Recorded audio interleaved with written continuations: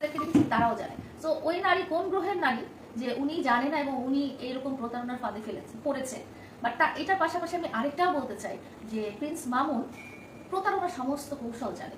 শুধু প্রিন্স মামুন না, ওই নারী প্রতারণার ফাঁদে পড়েছে এই কারণে যে প্রিন্স মামুনের মা এবং প্রিন্স মামুনের পরিবার সহ তারা ওই প্রতারণার ফাঁদটা তৈরি করেছে, যেমন ভাবে আমার সাথে করেছিলেন 6 বছর আগে। আচ্ছা, আমরা দেখেছি আসলে মিডিয়া থেকে আপনি বলেন প্রতারণা, সে বলেছে মানে তাকে যেদিন বিয়ে হয়েছে মানে সেই দিন থেকেই আসলে তাকে টর্চারিং করেছে, কিন্তু কিভাবে তাহলে একটা জিনিস আমি বলি, আমি 14 তারিখ ফেব্রুয়ারির ইনস্ট্যান্ট একটা ভিডিও দেখেছি যেখানে প্রিন্স মামুনের মুখে অনেক আচরের দাগ এবং তার হাতে ব্যান্ডেজ করা। সে ইফতারি কিনতে গেছে এবং বলতেছে যে আমার জানের জন্য আমি ইফতারি কিনতে গেছি। সো এটা ছিল 14 তারিখের ঘটনা এবং তারা নাকি বিয়ে করেছে 14 তারিখ ফেব্রুয়ারিতে।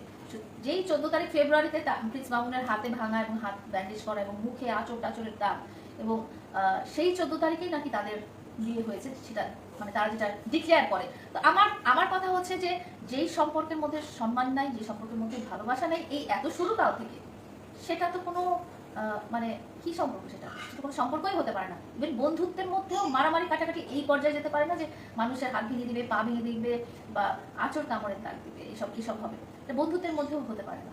এটা আমি বলবো যে প্রথম থেকেই এটা একটা বিষাক্ত সম্পর্ক।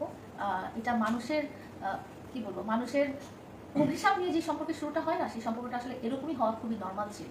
আচ্ছা, অনেকেই বলছে যে সাথে হচ্ছে এত বড় ঘটনার পরে আপনি এত লোকটা বেশি চলে যাচ্ছে, একটু মিডিলে রাখেন, ব্যক্তিগত আমাদের মাধ্যমে সেই জায়গা থেকে কেন তারপরেও মামুন